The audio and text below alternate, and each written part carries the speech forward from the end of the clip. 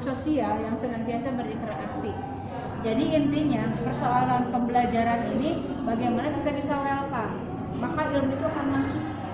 Cintailah sesuatu apapun itu, maka kecintaan itu akan menghantarkan kita kepada kecerdasan. Ini yang luar biasa. Mantap, luar biasa. Allahu Akbar. Ya, ya. Jadi, tapi bagaimana kita mencintai orang yang tidak senang? Eta negara. Kalau ibu sudah bisa mencintai orang yang menyakiti kita, nilai akidah ibu luar biasa. Bisa resep kejamin dengan nyerikan unang. Bisa baik kepada orang yang mengecewakan kita.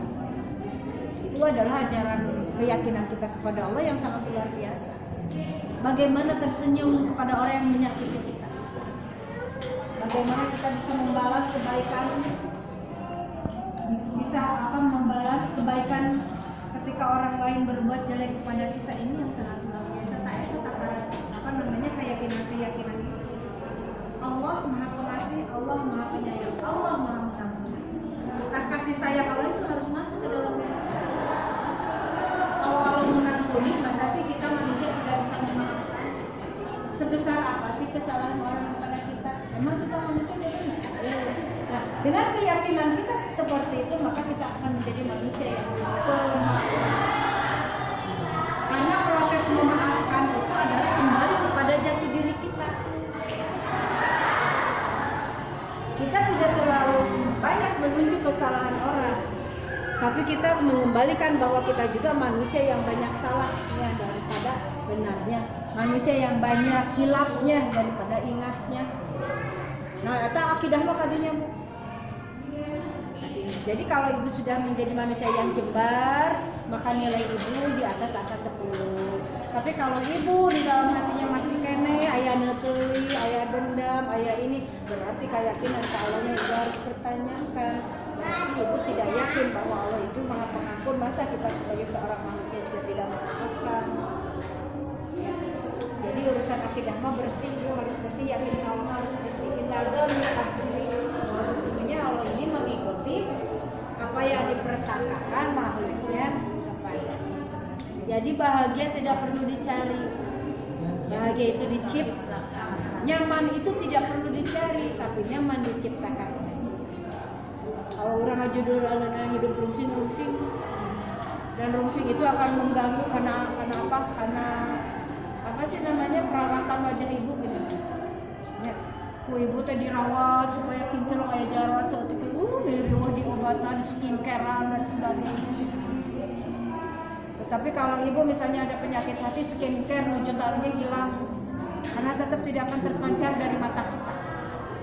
Karena mata ini adalah serambi hati. Bersih jeung teu bersihna teh urang teh kelihatan. Rudet jeung teu rudetna teh urang teh ketinggalan dari mata. Walaupun orang seri, tapi serinya senyumnya tidak memiliki hati, tapi hanya senyum yang semu saja, tidak mengandung muatan.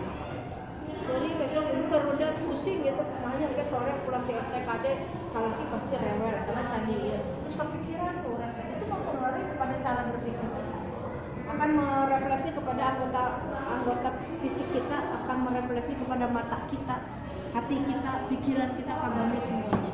Nah, dengan kita yakin kepada Allah Subhanahu wa Ta'ala, berbaik sangka kita kepada Allah, apapun persoalan hidup ini akan selesai. Makanya kunci utamanya adalah tidak ada persoalan yang tidak selesai selama itu mampu dikomunikasikan.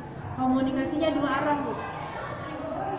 Vertikal dan horizontal. Selesaikan bahasa komunikasi dengan manusianya, selesaikan dengan bahasa komunikasi kita sebagai bentuk penghambaan kita kepada Allah melalui doa. Jadi ikhtiar dan doa adalah rangkaian untuk menyelesaikan persoalan-persoalan yang ada di dalam kehidupan.